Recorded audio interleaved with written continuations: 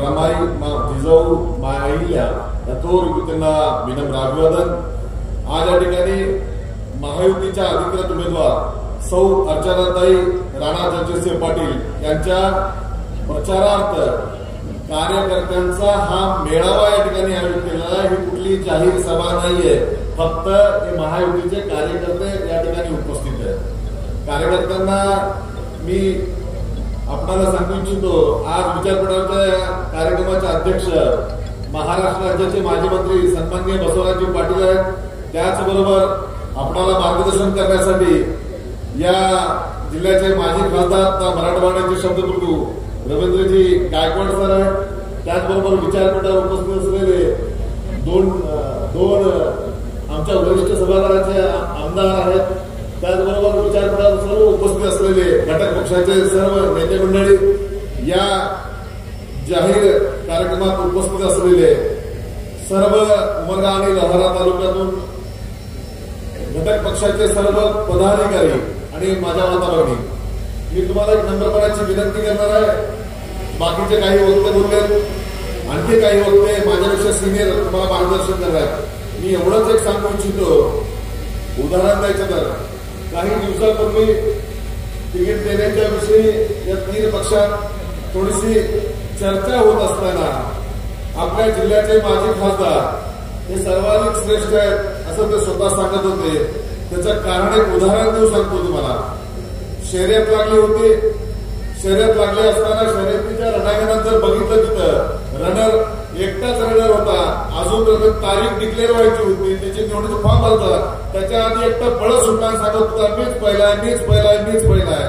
अशी अवस्था स्वतःची आहे। तर आज माझा दावा आहे त्याला सर्व त्या रणांगणात आमचा उमेदवार आज झालेला आहे आणि आता रणांगणात कोण पहिला येतो हे दाखवून देण्याची वेळ कार्यकर्त्यांची आहे। कोणी नसताना मी पहिला आहे म्हणणं हे खूप सोपं असतं आणि तो एक नंबरचा ठक माणूस आहे हे सांगायला सुद्धा मी कमी करण्याचं कारण सांगतो। त्यांच्या सोबत मी मागच्या कालखंडात 9 ते 14 आमदार म्हणून काम केलेलं आहे। काम करत असताना ही जी पद्धत आहे, लोक पुढे असले की फोन उचलायचा, कुठलाही अधिकारी असला त्याच्या आई माईपर्यंत शिव्या द्यायच्या आणि पुन्हा जर निवांत विचारलं त्याला अरे असं बोलावंच लागतं असं म्हणून सांगितलं। मी त्याला 6 महिने या विचारपीठावर त्याचा पीए खोचले आहे।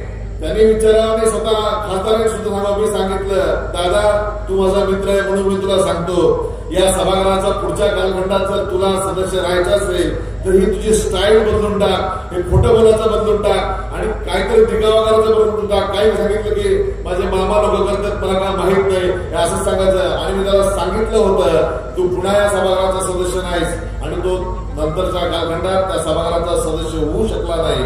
आणि आज खात्री सांगतो तुम्हाला सर्व कार्यकर्त्यांच्या जीवावर या तालुक्याचा लोकप्रतिनिधी म्हणून बोलत असताना एक गोष्ट प्रामुख्याने सांगू इच्छितो, मागच्या कालखंडात जेवढा मताधिक्य तुला मिळाला होता त्याच्या दुपटीपेक्षा जास्त मताधिक्यानं ही पहिली कार्यकर्ते पराभव केल्याशिवाय राहणार नाही हा विश्वास माझ्या मनात आहे। आपण खासदार म्हणून केलेल्या कामाची त्याची विचारपूस करावी सगळ्यांनी सांगितलं, त्या खोलात मी जाणार नाही, त्याचा सगळा समाचार वरिष्ठ नेते मंडळी घेतील, त्याच्या फोनचा सुद्धा विषय करणार नाही मी। आपल्याला मतदान कुणाला करायचं आहे, अर्चनाताई पाटलांना पेक्षाही घड्याळ्या मतदान चिन्हावर आपल्याला मतदान करायचं आहे। काही द्विधा मनस्थिती काही कार्यकर्त्यांच्या मनात असेल, शिवसेना, भारतीय जनता पार्टी आणि राष्ट्रवादी आणि काही घटक पक्षांची ही महायुती आहे, तेव्हा उमेदवार कुठला काय पक्ष हे न बघता तुमच्या मनात हिंदू परंतु असेल तर नम्रपणाचं निवेदन करतो की तुम्ही कार्यकर्ते म्हणून घराघरात गेल्यानंतर प्रत्येक मतदाराला सांगितलं पाहिजे आम्ही महायुतीचा प्रचार करत आहोत आणि आमच्या या उमेदवाराला मतदान केल्यानंतर देशातल्या सर्वाधिक मोठ्या नेत्याला नेमण्याचा म्हणजे देशाचे पंतप्रधान तयार करण्याचा अधिकार तुमच्या या मतरूपी आशीर्वादाने मिळणार आहे। तेव्हा या देशाचा पंतप्रधान निवडण्यासाठी आपण आपलं मतदान अमूल्य असं मतदान घड्याळ्या चिन्हापुढील बटन दाबून अर्चनाताई यांना खासदार म्हणून लोकसभेत पाठवावी विनंती तुम्ही प्रत्येक मतदारापर्यंत जा। या ठिकाणी आमदार म्हणून काय काम केलं हे मी सांगणार नाही। विकासाच्या बाबतीतला आपण 1.5 वर्षाचा लेखाजोखा बघितला तर सगळ्यांच्या लक्षात येईल, गावगावापर्यंत प्रत्येक घटकापर्यंत कशा पद्धतीने आपल्याला विकासाचा निधी देता येतो ते नेण्याचं मी काम केलं। हे काम मी केलं नाही तर तुमच्यासारख्या सुजाण मतदारांनी आणि कार्यकर्त्यांनी ते पाठबळ माझ्यासारख्या सामान्य माणसाच्या पाठीमागे उभं केलं म्हणून हे सगळं करू शकलो। मी सांगतोय नेहमी, महाराष्ट्र महाराष्ट्रातल्या कर्नाटकल्या सगळ्यातल्या शेवटच्या तालुक्यात काम करतोय. काम करत असताना एक उदाहरण मी देतोय. पंक्तीत आपण जर जागा आपल्याला कुठेही भेटली, शेवटच्या जरी जागा भेटली असेल शेवटची, जर वाढव्या तुमचा असेल तर तुम्हाला पोटभर जेवायला मिळतंय आणि आपण समाधान होतोय. त्याच पद्धतीनं या महाराष्ट्राचे मुख्यमंत्री, लाडके मुख्यमंत्री श्रीमान एकनाथजी शिंदे साहेब असतील, उपमुख्यमंत्री देवेंद्रजी फडणवीस साहेब असतील, त्याचबरोबर सन्माननीय अजितदादा पवार असतील. आम्ही वारंवार ह्या 10-12 दिवसाच्या कालखंडात गेल्यानंतर दाजी या ठिकाणी दाजी आम्ही चर्चा होत असताना काही गोष्टी त्यांच्याकडून निश्चितपणे शिकल्या आणि त्यांच्याकडून आश्वासित सुद्धा करून घेतलंय की आपला खासदार तर निश्चितच येणार आहे. यानंतरच्या कालखंड सुद्धा उमरगा आणि लोहारा तालुक्याच्या विकासासाठी जेवढा म्हणून आमदार म्हणून जेवढा निधी राहिलेल्या 4-5 महिन्यात आणता येत आहे तेवढा आणण्याचा सुद्धा प्रामाणिकपणाचा प्रयत्न निश्चितपणे मी तुमच्या आशीर्वादाने करणार आहे. पण एक कळकळीची विनंती करतो, ही नामी संधी आहे. एक ठगाला हाकलून देण्याची संधी तुम्हाला आहे. त्याचं शेवटचं उदाहरण देतो, वरिष्ठ नेते म्हणून बोलणार आहेत. एक गरीब शेतकरी आपल्या घरातल्या शेळीचं पिल्लू घेऊन विकण्यासाठी बाजाराला निघाला होता. त्या पहिल्या चौकात एक ठग भेटला. त्याला सांगितलं कुत्रं कुठं घेऊन चाललास. त्याला विचारायला वाटलं खरंच कुत्रा काय, तपासून इथली शेळी होती. पुढच्या चौकात गेला. पुढच्या चौकात दुसरा ठग भेटला. त्याला पुन्हा सांगितलं अरे कुत्रं कुठं घेऊन चाललास. याला थोडी शंका निर्माण झाली. पुन्हा तिसऱ्या चौकात गेला. तिसऱ्याने सुद्धा त्या तिसऱ्या ठगाने सुद्धा सांगितलं शेळी कुठं घेऊन चालला, कुत्रं कुठं घेऊन चालला. त्या बिचाराला शंका निर्माण झाली आणि त्या बिचाराने खरंच कुत्रा आहे की म्हणून टाकून दिलं. अशी अवस्था करण्याचं काम ते माणसं करतात. वारंवार सांगितलं जातं व्हॉट्सअप फेसबुकच्या माध्यमातून 30 गोष्ट सांगून आपल्याला फसवण्याचं काम ती मंडळी करत आहेत. त्या व्हॉट्सअप आणि फेसबुकवर केलेल्या कामाचं मूल्यमापन केलं जात नाही. तर तू या जिल्ह्याचा खासदार म्हणून काय कामं केली 5 वर्षाच्या कालखंडात त्याचा लेखाजोखा विचारावा आणि मग मत मागण्याचा त्यांना अधिकार असला. या ठिकाणी नॅशनल हायवे मी या रस्ते विकास मंत्री गडकरी साहेबांचे सुद्धा मनपूर्वक आभार व्यक्त करेन. माझ्या अधिकाराची गोष्ट होती, पण या तालुक्याच्या लोकप्रतिनिधी वारंवार होणारे अपघात विधानसभेत आवाज उचलून सातत्याने प्रयत्न केले होते. यावर हे प्रश्न मिटत नव्हता. तेव्हा गडकरी साहेबांची वेळ मागून घेऊन सोलापूरच्या त्या सरहद्दीपासून कर्नाटकच्या बॉर्डर पर्यंत ड्रोनच्या माध्यमातून ती शूटिंग केली. तिची डॉक्युमेंटरी फिल्म माझ्याकडे आजही उपलब्ध आहे. गडकरी साहेबांशी चर्चा केली. त्याच्या फोटोग्राफ्स, त्याच्या बातम्या सुद्धा या ठिकाणी पत्रकार बांधव त्यांना सुद्धा माहित आहे. जेव्हा या सगळ्या गोष्टी केल्या तदनंतर त्या कामाला 8 दिवसात ठेकेदार बदलून मी काम दुसऱ्याला देऊन चालू करतो असं गडकरी साहेबांनी आश्वासित केलं होतं. आणि तदनंतर कामाला सुरुवात झाली. जी प्रगती दिसते ती त्यानंतरची प्रगती आहे. खासदार म्हणून ज्या गोष्टी करायला हव्या होत्या ते केल्या नाहीत. आणि विजेच्या बाबतीत सुद्धा खूप मोठ्या प्रमाणात त्याच्या माध्यमातून बोललं जात आहे. केंद्राची योजना आहे, ती केंद्राच्या योजनेच्या माध्यमातून या डीपीच्या माध्यमातून हे सगळे डीपी आणि सबस्टेशनचे काम होणार. उमरगा तालुक्यात सुद्धा नव्याने 9 सबस्टेशन केंद्राच्या योजनेत मंजूर झाल्या.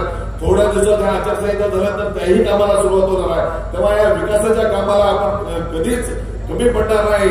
त्याचं कारण असं आहे, महाराष्ट्राचे जे मुख्यमंत्री असतील, दोन्ही उपमुख्यमंत्री असतील, देशाचे पंतप्रधान, मी ज्या पद्धतीने माझ्या मुख्यमंत्र्याकडे उपमुख्यमंत्र्याकडे जाऊन भांडून निधी या तालुक्याच्या विकासासाठी आणू शकतो, त्याच धर्तीवर ही मंडळी महाराष्ट्र राज्याचे मुख्यमंत्री उपमुख्यमंत्री हे निश्चितपणानं नरेंद्रभाई मोदी यांच्या मार्गदर्शनाखाली या राज्याला विकासाकडे नेण्याचं काम करतील.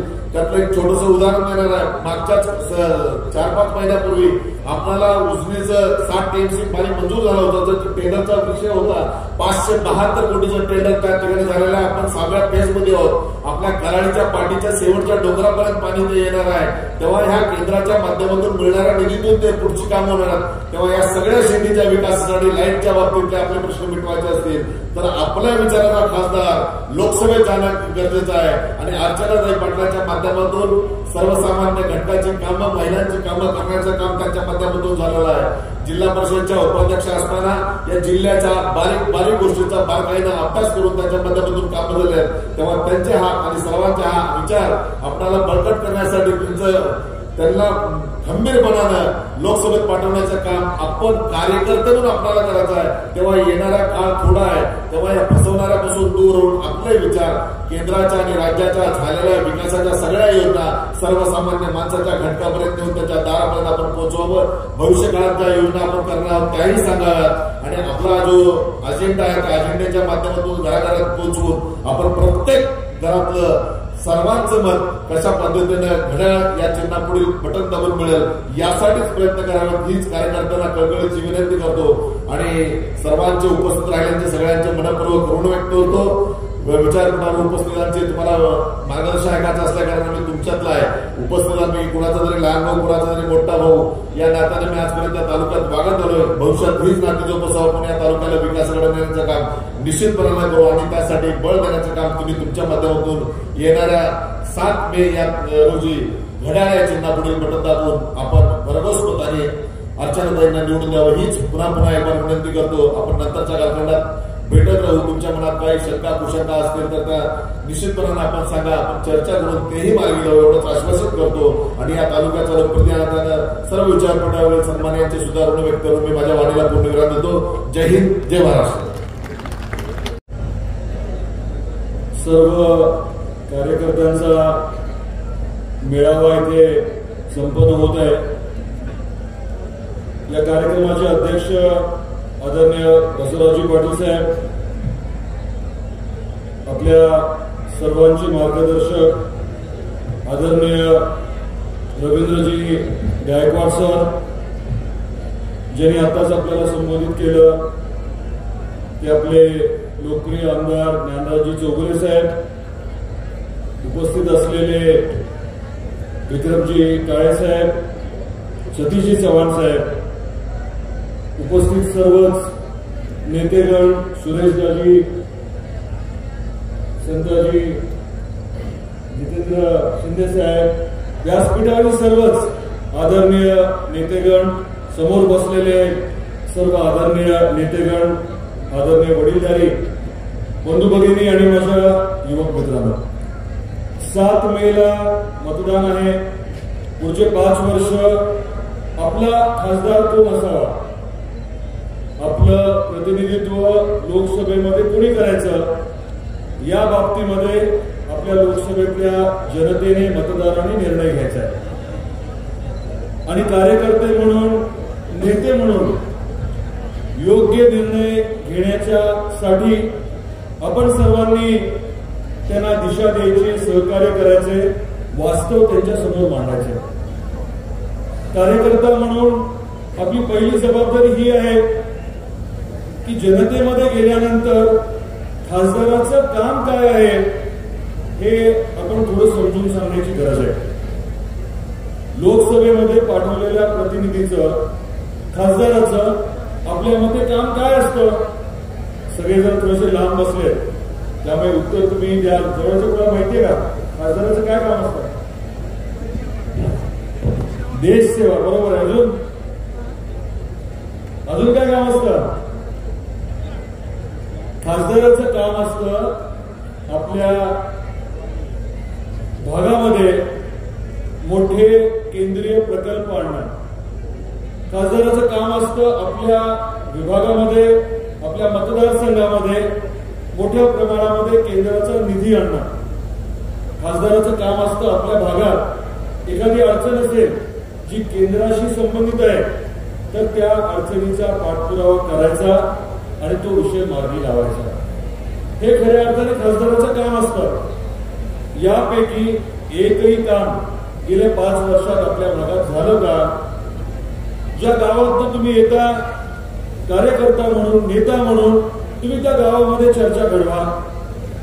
खासदारांनी आपल्या गावात कुठला निधी आणला, खासदार निधीने दिला का, किती दिला, आपल्या गावामधली कुठली समस्या सोडवली, जनहिताचं, लोकहिताचं कुठलं काम केलं, या बाबतीमध्ये आपण चर्चा घडवली तर वास्तव जे आहे 5 वर्षाचं जे कटू वास्तव आहे ते जनतेच्या आणि आपल्या सर्वांच्या समोर येईल.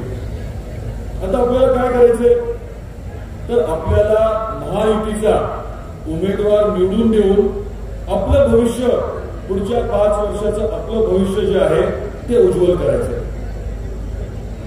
येणाऱ्या निवडणुकीनंतर केंद्रामध्ये सरकार कोणाचं येणार आहे? सरकार कोणाचं येणार आहे? फिर एक बार, सगळ्यांना माहिती आहे. म्हणजे मोदी साहेब परत एकदा पंतप्रधान होणार आहे.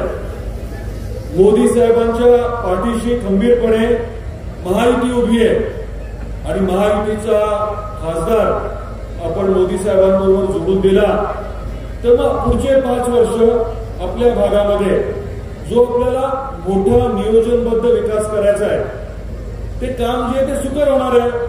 इथे बसलेल्या सर्वांची जबाबदारी वाढणार आहे आणि पुढच्या 5 वर्षामध्ये जे आपल्याला मोठं अपेक्षित आहे ते निश्चितपणे आपल्याला घडताना दिसणार आहे. आपल्या जिल्ह्यासाठी आपल्या लोकसभेच्या मतदारसंघासाठी सगळ्यात महत्वाची बाब कुठली आहे? तुम्हाला काय वाटतं? आपल्यासाठी सगळ्यात महत्वाचं काय आहे? आपल्यासाठी सगळ्यात महत्वाचं काय आहे? मी म्हणेन आपल्यासाठी सगळ्यात महत्वाचं शाश्वत पाणी आहे. शाश्वत पाणी. विरोधक म्हणतात 40 वर्ष काय केलं? आपण जर थोडा विचार केला तर 40 वर्षापूर्वी आपल्या जिल्ह्यामध्ये लातूर आणि धाराशिव उस्मानाबाद एकत्र असताना आपल्या पूर्ण मोठ्या त्या जिल्ह्यामध्ये किती साखर कारखाने होते? त्या माहिती नाही कोणाला? एक होता तेरणा आणि तेरणेला देखील 1250 TCD क्रशिंग कपॅसिटी असताना ऊस कमी पडायचा. ऊस जो आहे तो कर्नाटकातनं आणावा लागायचा. हे वास्तव आहे. आणि आताची परिस्थिती काय? आताची परिस्थिती अशी आहे की आपल्याकडे किती पाटील साहेब कारखाने किती आहेत साखर कारखाने जिल्ह्यात?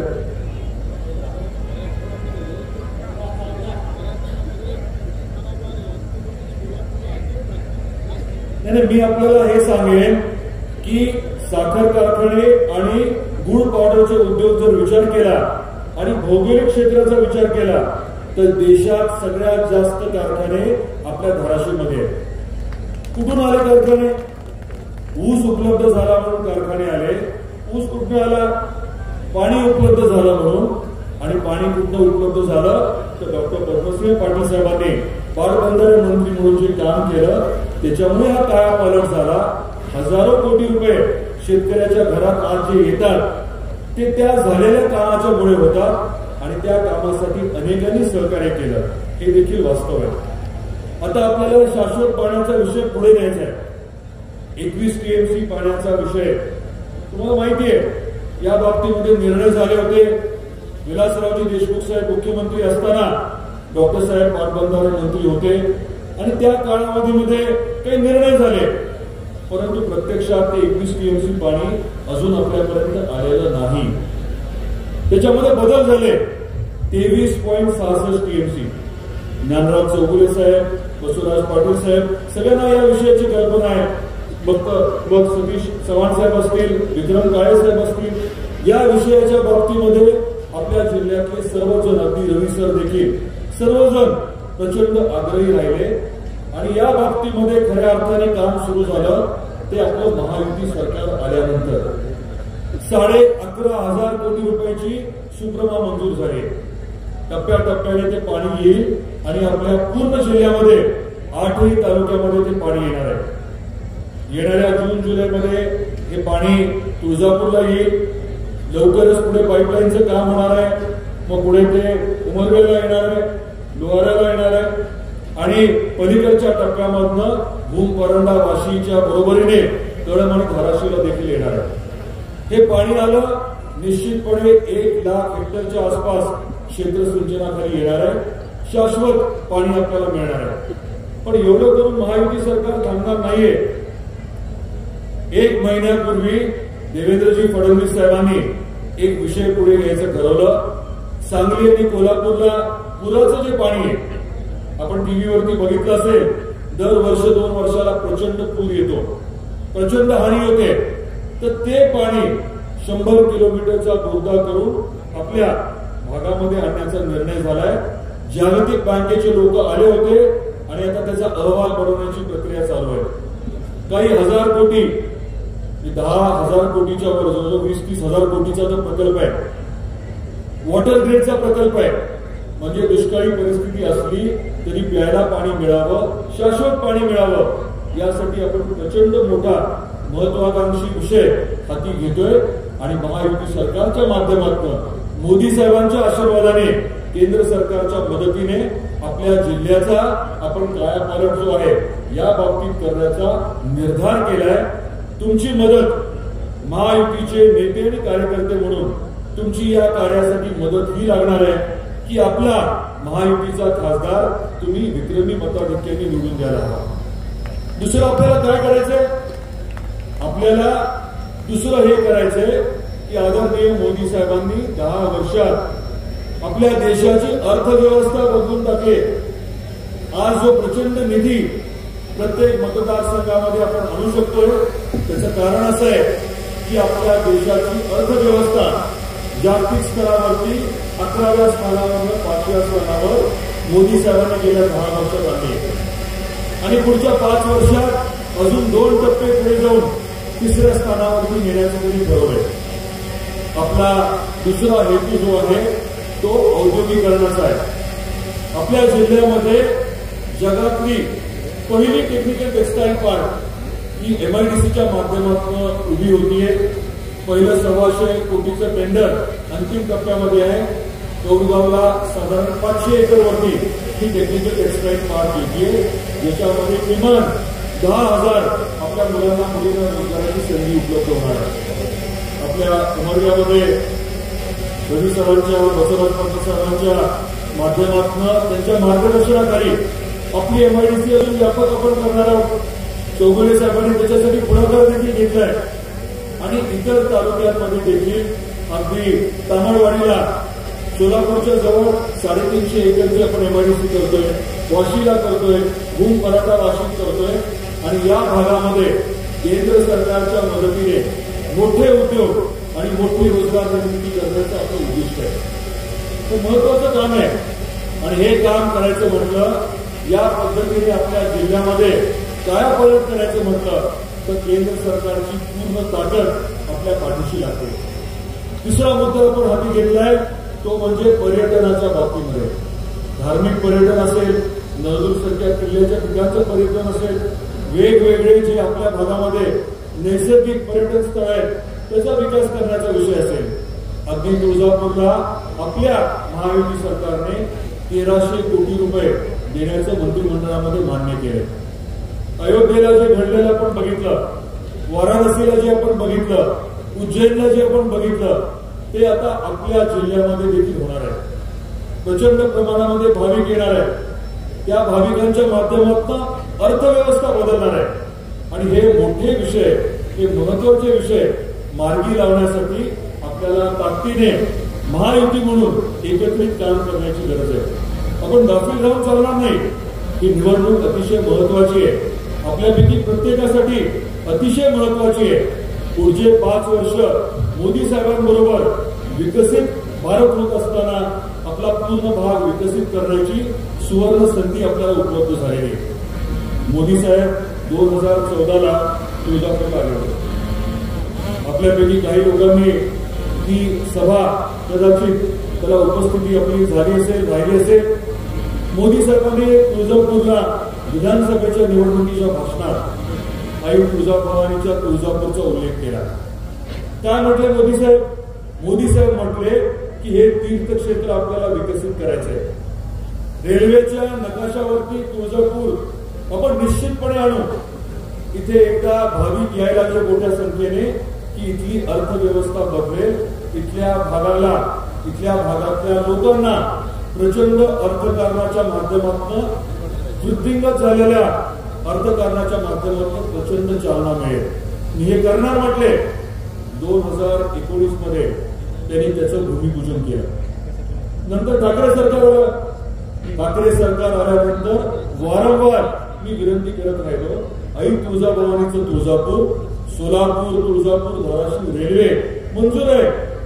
50% निधी जो आहे तो केंद्राचा आणि 50% राज्याचा असं ठरलं होतं. केंद्राने बजेटमध्ये काही तरतूद केली, परंतु 2-2.5 वर्षांमध्ये मी वारंवार पाठपुरावा करून देखील ठाकरे सरकारने 1 रुपया दिला नाही. तत्कालीन जे परिवहन मंत्री होते अनिल परबसाहेब त्यांच्या विरुद्ध विधानसभेमध्ये हक्कभंग मांडला, परंतु शेवटपर्यंत रुपये दिले नाही. मी तुम्हाला हे का सांगतोय, कारण आपलं सरकार आलं, शिंदे साहेबांचं सरकार आलं, देवेंद्रजींचं सरकार आलं, तातडीने निर्णय झाला. राज्य सरकारचे पैसे मिळाले, टेंडरिंग झालं आणि आता अजित पवार साहेब वित्तमंत्री म्हणून, अर्थमंत्री म्हणून त्यांनी पैशाची तरतूद केल्यामुळे टेंडर आता अंतिम टप्प्यामध्ये आहे. जे काम 2-2.5 वर्ष अडलं, खरं तर ठाकरे सरकारने मान्यता दिली असती, रेल्वे आली असती. अजून एक उदाहरण देतो आपल्याला. आपण जय भवानी जय शिवाजी म्हणतो. आई तुळजाभवानी आपली कुलस्वामिनी आहे. ठाकरे सरकारकडे मी विनंती केली होती, तुम्ही 1 रुपया देऊ नका. केंद्र सरकारची प्रशासन योजना आहे, 100% अनुदान केंद्र सरकार देते. आई तुळजाभवानीचं मंदिर आणि परिसराच्या विकासासाठी तुम्ही फक्त प्रस्ताव पाठवा. पर्यटन मंत्री आदित्यजी होते, आम्ही पाठपुरावा केला, परंतु आई तुळजाभवानीच्या मंदिरासाठी केवळ शिफारस करून प्रस्ताव पाठवायचं काम देखील ठाकरे सरकारकडनं 2.5 वर्षात झालं नाही. मी तुमच्यासमोर का मांडतोय, कारण मोठे विषय आपल्याला समजायला हवे. आपल्याला हे समजायला हवं की महायुती सरकार आल्यानंतर किती प्रचंड आपल्याला फायदा झालाय. चौगुले साहेबांनी तर किती 800 त्यांनी प्रचंड विकासासाठी निधी आणलाय, प्रचंड कामं आता चालू झालेली आहे. आम्ही आपल्या भागामध्ये आता तुम्हाला बदल जो आहे तो जलद गतीने दिसतोय. ही गती आपल्याला पुढच्या 5 वर्षामध्ये अजून वाढवायची आहे. आणि त्यामुळे माझी आपल्या सर्वांना आग्रहाची विनंती आहे की विषयाचं गांभीर्य, विषय किती मोठा आहे त्याची व्यापकता आपण समजून घ्या. आपण महायुतीचे नेते म्हणून, महायुतीचे कार्यकर्ते म्हणून आपली जबाबदारी किती मोठी आहे हे आपण समजून घ्या. आपल्या पुढच्या पिढीसाठी. आता तर आपण उमेदवार जे दिलेले आहेत, महिला आहे, महिला उमेदवार असताना 50% आपला जो मतदार आहे, माता भगिनी जे आहेत, त्यांच्या ज्या आकांक्षा आहेत, त्यांच्या ज्या अपेक्षा आहेत, त्यांच्या ज्या अडचणी आहेत, त्या सोडवण्यासाठी देखील एक खंबीर आवाज उपलब्ध होणार आहे. मी जास्त न बोलता एक शेवटची बाब इथे मांडणार आहे. ती म्हणजे स्वाभाविकच आहे की धाराशिवची जागा जी आहे, उमेदवारी महायुतीची मिळावी ही अपेक्षा प्रत्येक पक्षाची होती, खूप ताकदीने होती. भारतीय जनता पार्टी म्हणून आम्ही अतिशय ताकदीने शेवटपर्यंत मागणी करत होतो. शिवसेना देखील त्याच पद्धतीने मागणी करत होती आणि राष्ट्रवादी काँग्रेस पार्टी देखील अतिशय ताकदीने मागणी करत होती. सगळ्यांची अपेक्षा होती की इथली जागा जी आहे ती आपल्याला सुटावी आणि अतिशय प्रचंड मताधिक्याने आपण आपल्या भागाच्या विकासासाठी आपला उमेदवार निवडून आणावा. शेवटी आपल्याला कल्पना आहे, ठरलं असं सर्व आमदारांनी एकत्रित येऊन निर्णय घ्यायचा. नेते मंडळीने त्या बाबतीमध्ये अंतिम निर्णय घेतला आणि उमेदवार कोण आहे पेक्षा आपली जबाबदारी काय आहे ही आपल्यापैकी प्रत्येकाने कृपया समजून घ्यावी ही माझी परत एकदा कळकळीची विनंती आहे. आपल्याला पुढच्या 5 वर्षामध्ये इथे नेमकं काय करायचंय, आपल्या जिल्ह्यामध्ये काय करायचंय आणि देशाचा विकास होत असताना आपण कुठे मागे राहायचं नाही ही खूणगाठ आपण मानणं गरजेचं आहे. शाश्वत पाण्याच्या बाबतीमध्ये, प्रचंड प्रमाणामध्ये उद्योग आणण्याच्या बाबतीमध्ये, केंद्राकडनं उद्योग आणण्याच्या बाबतीमध्ये आणि पर्यटनाच्या माध्यमातून आर्थिक कायापालट करण्याच्या बाबतीमध्ये ही त्रिसूत्री जी आहे त्याच्यावरती आपण ताकदीने काम करणार आहोत. रस्त्याचे विषय असतील, रेल्वेचा विषय असतील, इतर विषय देखील आपण प्राधान्याने पुढाकार घेऊन मार्गी लावू हे देखील मला आपल्याला आवर्जून सांगायचं आहे. आणि आताच्या या प्रक्रियेमध्ये सगळ्यांनी एकत्रित येऊन काम करण्याचा जो निर्धार केला त्याबद्दल मी मनापासून आभार व्यक्त करतो.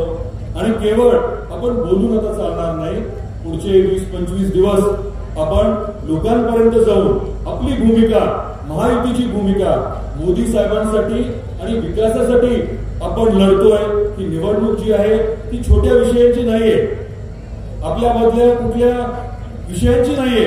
ही विषयांची जी निवडणूक आहे ती देश स्तरावरची आहे, विकासाच्या बाबतीतली आहे.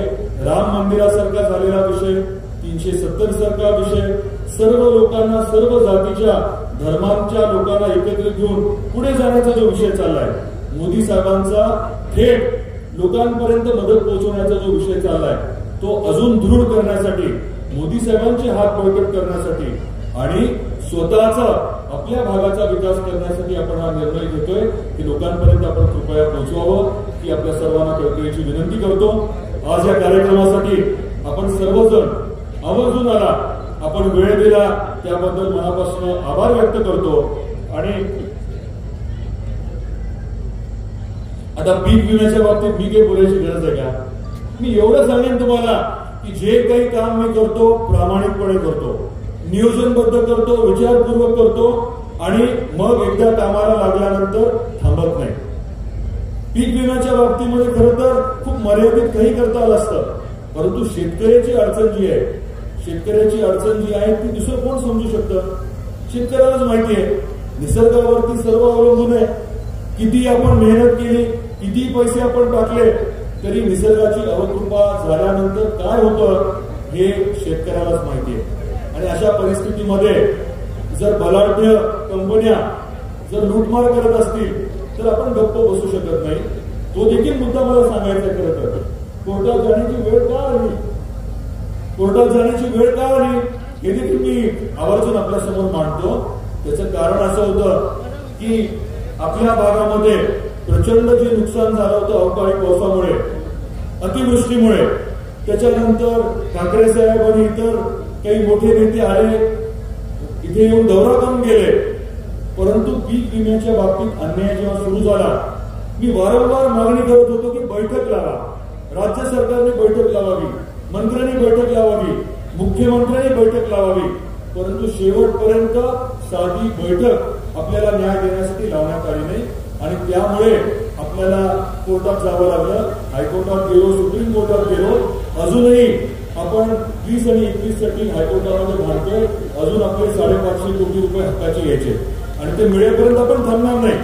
पण तो मुद्दा जो आहे तो वेगळा आहे। माझी जबाबदारी म्हणून ते मी करतो आणि करणारच, पण आपली जबाबदारी आपण सर्वांनी ओळखून अतिशय ताकदीने, अतिशय नियोजनबद्ध काम करावं आणि आपल्या महायुतीच्या उमेदवाराला प्रचंड बहुमताने निवडून द्यावं ही आपल्याला पुनश्च विनंती करतो आणि थांबतो।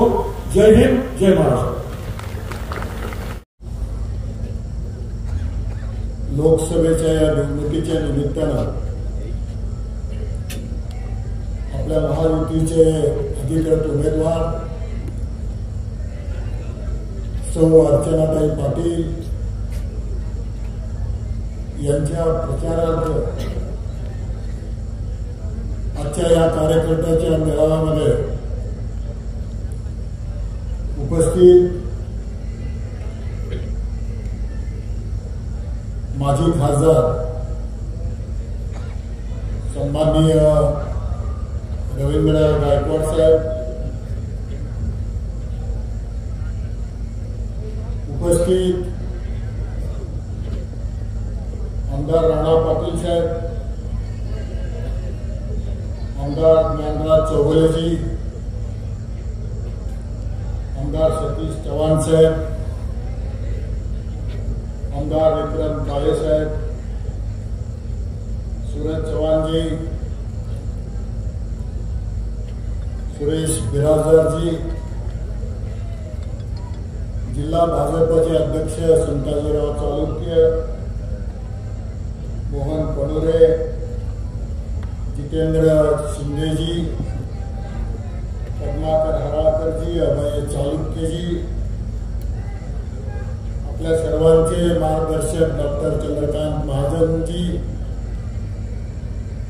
सुलतान शेख, किरण गायकवाडजी, हरीश गावडेजी, राहुल पाटीलजी, अनिल काळेजी, किशोर साठेजी, ॲडव्होकेट आकांक्षा ज्ञानराज चौगुलेजी,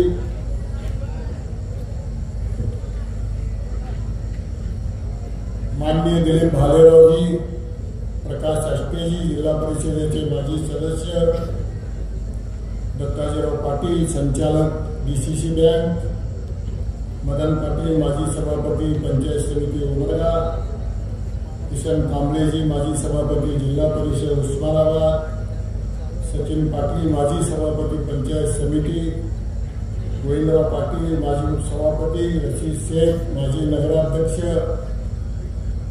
प्रेमलता टोपगे, माजी नगराध्यक्ष उमरगा, श्रीकांत बेंकाळेजी, उपनगराध्यक्ष विक्रम मस्के नगरसेवक, राहुल सरपे नगरसेवक, महेश मासाळकर नगरसेवक, विठ्ठलराव बगोले संचालक, दीपकराव मुळे माजी नगराध्यक्ष लोहारा, रफिक तांबोळी माजी जिल्हा परिषद सदस्य, चंद्रशेखर पवार, राजू हेगडे, विश्वनाथ पत्रिकेजी सभापती पंचायत समिती लोहारा, बसवराज कारभारी सभापती बाजार समिती मुरुम,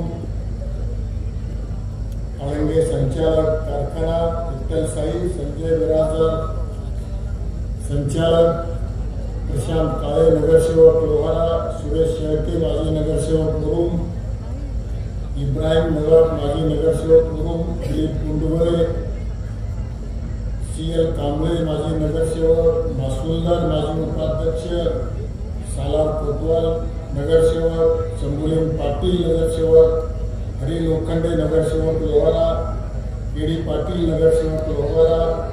या कार्यक्रमाचे संचालन करत आहेत ते शौकत पटेल, शिवलिंग माळी संचालक कारखाना, राणा पाटील. एवढे सगळे नावं घ्यायचं कारण म्हणजे मी पहिल्यांदा या महायुतीच्या ह्याच्यामध्ये सभेत आहे. हे सगळे लोक माझ्यासोबत आले याच्यासाठी मी नावं घेतली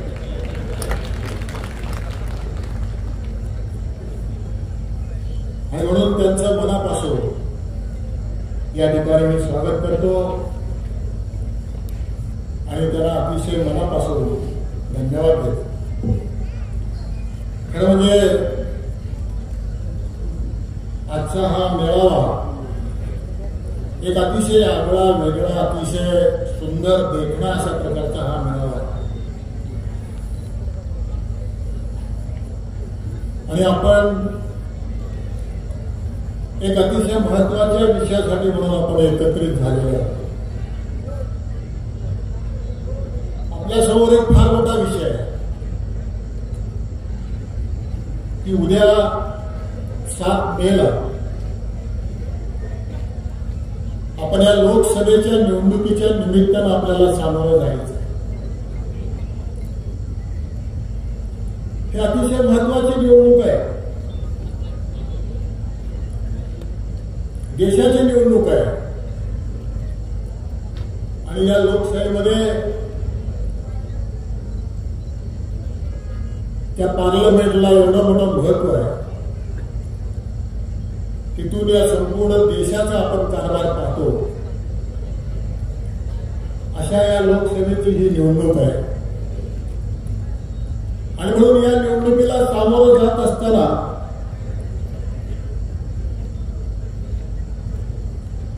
आपल्याला खूप अतिशय विचारपूर्वक गांभीर्यानं या निवडणुकीकडे आपल्याला पाहावं लागेल.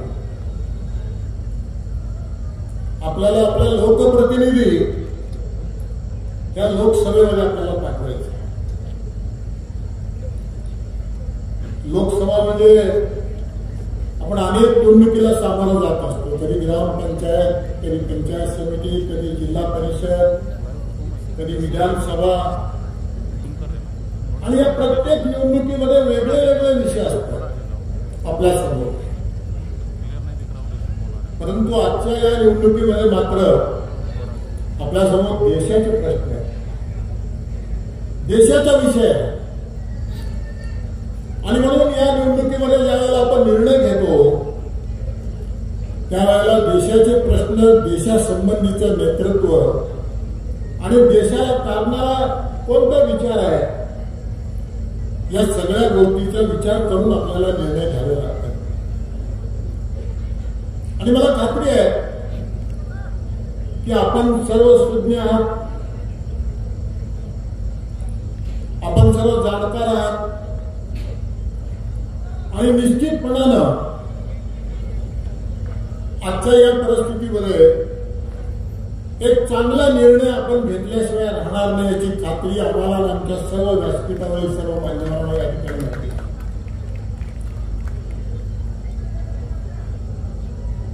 कारण आज आपण पाहतो की सुदैवानं या देशाला एक अतिशय खंबीर अशा प्रकारचं नेतृत्व नरेंद्र मोदी साहेबांच्या रूपानं आपल्याला लागले आहे. गेल्या 10 वर्षामध्ये त्यांचं जर आपण काम पाहिलं तर या देशातल्या प्रत्येक आघाडीवर त्यांनी अतिशय यशस्वीरित्या त्यांनी या ठिकाणी काम केलं. देशातले जे मुख्य विषय आहेत, मग ते संरक्षणाच्या बाबतीत असेल,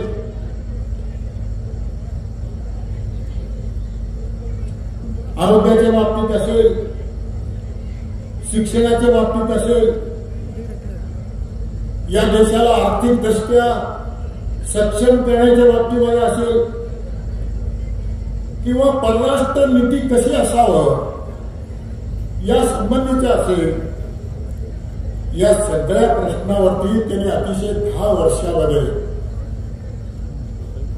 चांगलं काम करून या देशाची प्रतिमा या संपूर्ण जगामध्ये काही वाढवलं, हे मी आज नम्रपणाने या ठिकाणी सांगू इच्छितो. ही फार मोठी किमया आहे. त्याचं किती कौतुक करावं थोडं कमी आहे. आणि आपण नेहमीच प्रत्येक वेळेला ज्या ज्या वेळेला देशाच्या संबंधीचा विचार आपल्या समोर येतो त्यावेळेला आपण एकच विचार केला की या देशाला मजबूत अशा प्रकारच्या नेतृत्वाची गरज आहे.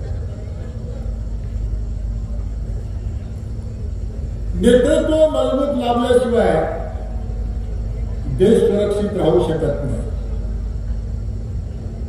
आणि म्हणून आज आपण पाहतोय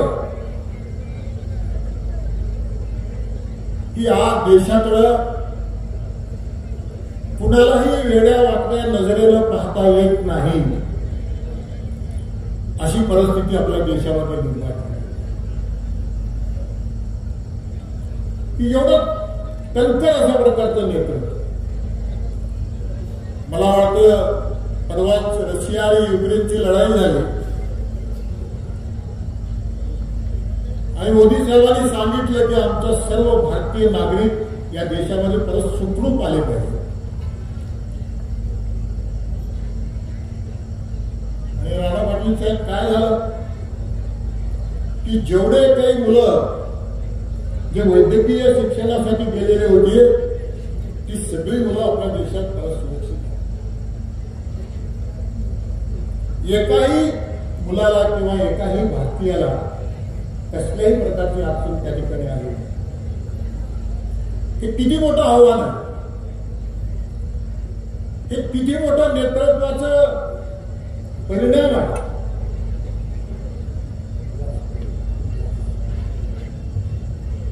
याचा जर विचार करावा लागणार आहे आपल्याला.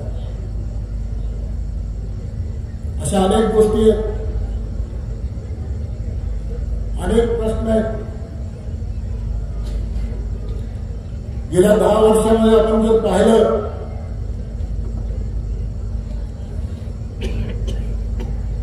नवीन पार्लमेंट,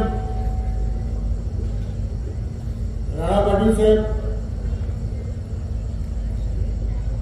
अतिशय सुंदर अशा प्रकारचं पार्लमेंट.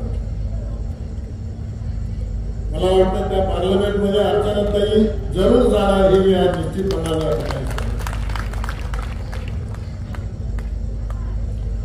असं सगळ्या निवडणूक लागले होते उभारण्यामध्ये. माझ्या सभेमध्ये मी होतो. रवींद्र गायकवाडला काय वाटतं एवढंच सांगतो. डॉक्टर पद्मश्री पाटील साहेब उमेदवार होते आणि मी त्यावेळेला सांगितलं होतं आता गाडीवर ड्रायव्हर मी आहे आणि डॉक्टर साहेबाला पार्लमेंटमध्ये पोहोचल्याशिवाय राहणार नाही ते मी त्यावेळेला सांगितलं. आणि आज 30 वेळ आली की आपण अर्चनाताईला पार्लमेंटमध्ये आपण पोहोचूया. कारण सगळ्या प्रश्नाची जाण असलेला उमेदवार त्या ठिकाणी असणं अतिशय गरजेचं आहे. मी कुणावर टीका करणार नाही. बाबा काकांवर मी त्या नाव घेणार नाही. कारण पुष्कळ वेळा बाबा काकाला वगैरे सगळं आम्ही सोबत घेऊन फिरलो तुम्हाला माहिती. जिथे जिथे संधी द्यावं, जिथे जिथे मदत करावं, तिथं कुठं आणि कमी पडलं नाही, सगळ्यांनाच मदत केली. आणि म्हणून पार्लमेंट हे निवडणूक अशा लहानशा विषयाकडे तुम्ही घेऊन जाऊ नका. अशा वळणावर ही निवडणूक घेऊन जाऊ नका. त्याला एका वेगळ्या दृष्टिकोनातून बघा. देश पातळीवरची ही निवडणूक आहे आणि ही निवडणूक अर्चनाताई आणि समोरच्या उमेदवाराची ही निवडणूक नाही. मी आपल्याला नम्रपणाने सांगू इच्छितो, ही निवडणूक नरेंद्र मोदीजी आणि राहुल गांधीजींची निवडणूक आहे. हे मी आज आपल्याला ठिकाणी त्या विचारानं या निवडणुकीकडे आपण पाहिलं पाहिजे. आणि म्हणून आज नरेंद्र मोदीजींचं नेतृत्व स्वीकारणं, त्यांना मदत करणं म्हणजे देशाला मदत आहे. त्याला मदत करणं म्हणजे सामान्य माणसाला मदत आहे. त्याला मदत करणं म्हणजे राष्ट्रीय एकात्मतेला मदत आहे. आणि त्याला मदत करणं म्हणजे या देशाला महासत्तेकडे घेऊन जाण्यासाठी म्हणून मदत आहे. एवढं या निमित्ताने आपल्याला या ठिकाणी सांगू इच्छितो. आणि मला खात्री आहे की सुरेश बिराजदार म्हणले की या तालुक्यामध्ये लीड मताधिक्य खूप मिळेल आणि त्याचं सगळं श्रेय मला वाटतं सुरेश आम्ही देणार नाही, तुम्हालाच देऊ. हे मी आज आपल्याला या ठिकाणी सांगतो. तुम्हालाच हे सगळं मताधिक्याचं श्रेय राहील. त्याचं कारण असं आहे, तुम्ही या पक्षाचे अध्यक्ष आहात आणि तुम्ही जे तुमच्या मनामधले जे आज बोलून दाखवलं त्याच्यासाठी मी आज सांगतो, उद्याची निवडणूक झाली, मताधिक्य मिळालं तर अजित पवार साहेबांकडे मी स्वतः जाऊन सांगेन की आता सुरेश बिराजदारला मोठ्या संधी दिल्याशिवाय आपण राहू नका. हे मी आज आपल्याला त्याचं कारण आहे,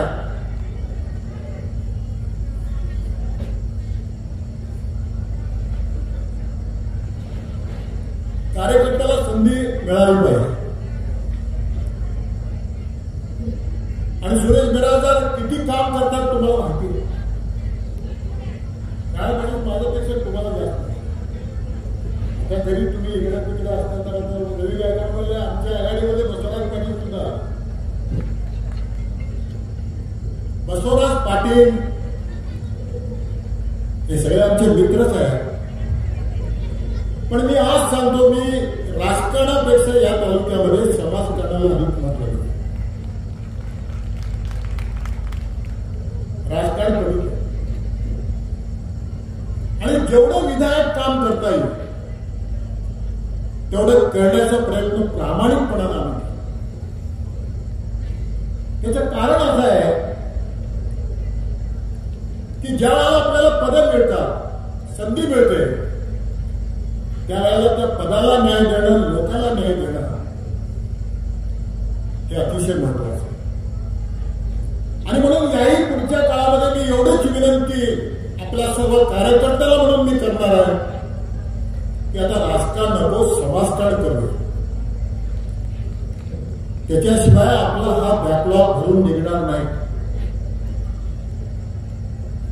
मोठा बॅकलॉग आहे. राणा पाटलांनी सांगितलं आता की आमच्या 24 टीएमसी पाणी आपल्याला मिळायला पाहिजे. खरंय. मी परवाच आदरणीय राज्याचे उपमुख्यमंत्री देवेंद्रजी फडणवीस साहेबांशी बोलत असताना मी सांगितलं की साहेब म्हणलं, आमचा सगळ्यात ज्वलंत प्रश्न जर कुठला असेल तर तो आमचा 24 टीएमसीचा पाण्याचा. 24 असो, 27 असो. आणि हे सगळे कृष्णा खोऱ्यामध्ये येणारा हा भाग आहे. आणि मंत्री असतापासूनचा आमचा पाठपुरावा आहे. आणि म्हणून आपण राज्याची निधी असेल, केंद्राची निधी असेल किंवा अजून कुठला विषय असेल, केंद्राची कशी मदत घेता येईल. कारण आज मोदी साहेब या सगळ्या प्रश्नाकडे खूप मोठं लक्ष देऊन महाराष्ट्राचा असो, राज्यातल्या, देशातल्या इतर राज्याचा विकास असो, ते नेहमीच त्या ठिकाणी मदत करतात. आणि म्हणून आमच्या 24 टीएमसी पाणीसाठी जागतिक बँकेचे पैसे आपण उपलब्ध करा आणि ते पाणी आम्हाला मिळवून द्या, हीच विनंती आम्ही या ठिकाणी केली. आणि मला खात्री आहे की आदरणीय देवेंद्रजी फडणवीस साहेब आपल्याला आपल्या हक्काचं पाणी मिळवून दिल्याशिवाय राहणार नाही, हे मी आज आपल्याला या ठिकाणी सांगतो. आणि त्याच्याशिवाय खऱ्या अर्थानं आपला विकास होऊ शकणार. पाणी, उद्योगधंदे, शिक्षण, आरोग्य हे सगळे अतिशय महत्वाचे विषय आहेत. आणि या सगळ्या विषयाकडे आपल्याला जाणीवपूर्वक वेळोवेळी आपण सर्वांनी पाहिलंय आणि याही पुढच्या काळामध्ये आपण पाहावं आणि प्रत्येक निवडणुकीमध्ये या सगळ्या प्रश्नासंबंधी चर्चा करून, मला वाटतं जो आपला उमेदवार आहे अर्चनाताई या सक्षम उमेदवार आहे, ते जिल्हा परिषदेमध्ये उपाध्यक्ष होते, त्यांना सगळं खरं म्हणजे एका सगळ्या सामाजिक राजकीय कामाचा अनुभव आहे. या सगळ्या राजकीय ह्याच्यामध्ये ते वावरलेले आहेत. त्यांना पार्लमेंट म्हणजे काय, विधानसभा म्हणजे काय याचाही अभ्यास आहे. आणि आज आपण पाहतोय की मोदी साहेबांनी एक अतिशय महत्वाचा विषय या देशामध्ये आणलं, 50% महिलांचं आरक्षण. फार मोठा विषय आहे की या कधी मोदी साहेब जात पात धर्म पंथ या सगळ्या गोष्टी न मानणारं ते नेतृत्व आहे. त्यांनी सांगितलं माझ्या समोर दोनच जाती येते, पुरुष आणि एक स्त्री, आणि या स्त्री जातीला आपण 50% आरक्षण दिल्याशिवाय खऱ्या अर्थानं या सगळ्या महिला सक्षमीकरण असो किंवा त्याला न्याय दिल्यासारखं होणार नाही. म्हणून त्यांनी 50% आरक्षणाचा निर्णय घेतला. आणि चौगुले साहेब उद्या तुमच्या मतदारसंघात त्याच्याला महिला आमदार सुद्धा येण्याची शक्यता याची काढली आहे.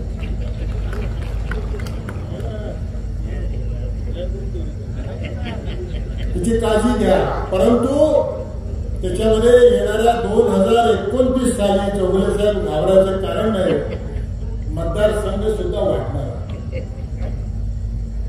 विधानसभेचे मतदारसंघ वाढतील, लोकसभेचे मतदारसंघ वाढतील आणि त्यावेळेला सगळ्या पुरुषांना आणि स्त्रियांना सुद्धा भरपूर संधी त्या ठिकाणी मिळणार. म्हणजे याचा अर्थ पुरुषाची संख्या कमी होऊन महिलाला मिळणार आहे असं होणार नाही.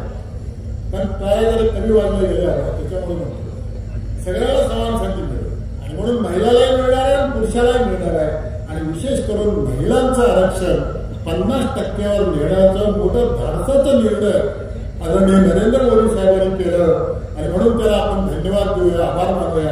आणि म्हणून असे अनेक विषय आहेत, या देशातले अनेक विषय आहेत. या सगळ्याविषयी आज आपण जर विचार केला तर मोदी साहेबांचा हात बळकट करणं आणि परत त्याला तिसऱ्यांदा पंतप्रधान म्हणून संधी देणं हे तुमचं आमचं कर्तव्य आहे. हे या निमित्तानं मी आपल्याला या ठिकाणी सांगू इच्छितो आणि ते आपण करावं अशी विनंती आजच्या या निमित्तानं मी या ठिकाणी करतो.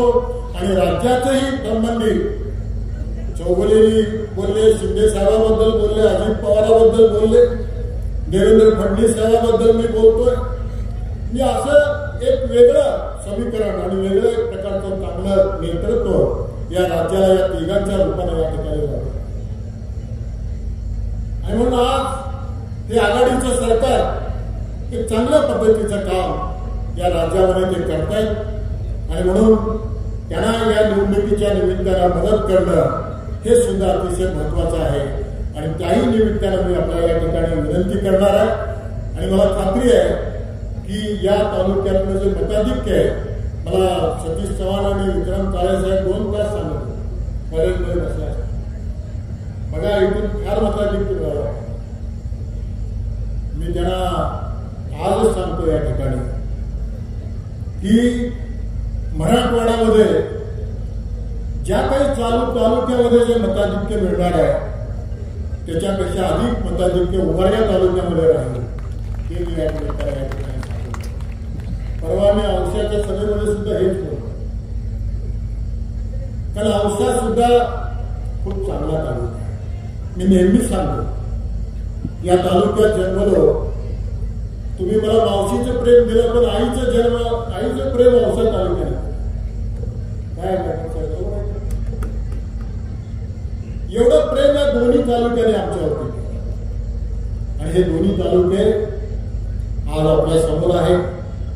निवडणुकीमध्ये आपल्या बरोबर आहे, कार्यकर्ते आपल्या सगळ्या सोबत आहेत, लोक आपल्या सोबत आहेत. लोकांना या सगळ्या गोष्टी सांगणं, घराघरापर्यंत पोहोचवणं हे तुमचं आमचं कर्तव्य आहे की आपण करावं अशी परत एकदा विनंती या निमित्तानं करतो. आणि राणा पाटील साहेबांना मनापासून शुभेच्छा देत असताना अर्चनाताई निवडून येणार आहेत, त्यांच्या हातून या जिल्ह्याचा विकास झाल्याशिवाय राहणार नाही हे या निमित्तानं सांगतो. आणि आपल्या सर्व कार्यकर्ते अतिशय मोठ्या संख्येनं या ठिकाणी उपस्थित राहिले. मला वाटतं त्याचा जर उल्लेख नाही केला तर ते रवींद्रजी गायकवाड म्हणाले मी आघाडी केलो होतो या तालुक्यामध्ये, आणि आता त्याच्यात बसवराज पाटील सुद्धा सांगतो. बसवराज पाटील तुमच्या बरोबर फक्त तुम्हाला मदत करण्यासाठी आणि या भागाचा विकास घडवण्यासाठी आलोय हेच या निमित्ताने आपल्याला सांगितलं. माझा दुसरा कुठलाच हेतू नाही, उद्देश नाही. त्या लोकांच्या प्रेमापोटी सगळं काय आपल्याला मिळालं. आम्ही आमदार झालो, मंत्री झालो, अनेक संस्था उभा टाकल्या, कारखान्यात चेअरमन झालो, अनेक वर्ष चांगलं काम करायला संधी मिळाली. आता आम्हाला एवढंच करायचं आहे की आपली सेवा. अभिमन्यू पवार साहेब या सभेमध्ये नाही, एक वर्षभर चाललं होतं भाजपमध्ये प्रवेश करण्याच्या संबंधी. एक वर्ष अनेक बैठका झाल्या. देवेंद्र फडणवीस साहेबांना एकच सांगितलं, मला कशाचीच गरज नाही, मी फक्त आपल्या भागाचा, जिल्ह्याचा आणि आपल्या नेतृत्वाखाली कसा विकास घडवून आणता येईल, मोदी साहेबांच्या नेतृत्वाखाली देशात कसं चांगलं याच्यापेक्षा अधिक काम करता येईल एवढ्यासाठी मी आज आपल्या सोबत येत आहे. हेच मी प्रत्येक मिटिंगमध्ये, प्रत्येक चर्चेच्या वेळी मी त्याला सांगितलं. बऱ्याचशा लोकांनी वाटलं आता बसवराज पाटील त्याच्यामध्ये आले, काय कशासाठी, कुठल्या पदासाठी आले याच्यासाठी नाही. मला वाटतं अभिमन्यू पवार साहेबांनी परवा खूप सविस्तर सांगितलं, कसलंच डिमांड आम्ही ठेवलं. तर फक्त एकच स्वप्न आहे की आपल्या भागाचा विकास झाला, आणि ते मोदी साहेबांच्या नेतृत्वाखाली आणि देवेंद्रजी फडणवीस साहेबांच्या नेतृत्वाखाली, शिंदे साहेबांच्या आणि अजित पवारांच्या सहकार्यानं हे आपण घडवूया एवढंच या निमित्तानं सांगतो. आणि आपले उमेदवार अर्चनाताई पाटलांना मनापासून शुभेच्छा देत आमचे सगळे एवढे सगळे लोक, खरं म्हणजे मला काही लोक म्हणत होते तुमचे काँग्रेसच्या लोकांना संताजनक म्हणत होते, एवढे सगळे आपल्याबरोबर. किती मोठी संख्या आहे, किती सभापती आहेत, किती नगरसेवक आहेत, किती पदाधिकारी आहेत. संताजीराव आता तुमच्या वाढ फार मोठी संख्या झाली. आभार मानलं पाहिजे तुम्ही आमचं, खरं का नाही. त्या खऱ्या अर्थाने एवढं पाठबळ मिळालं मला काका वाटतात तुमचं. हे खरं आहे. आपण सगळ्यांनी मिळून चांगलं काम करू, मागेला सगळं विसरूया, लोकांच्या सगळं मनात काही ठेवू नका.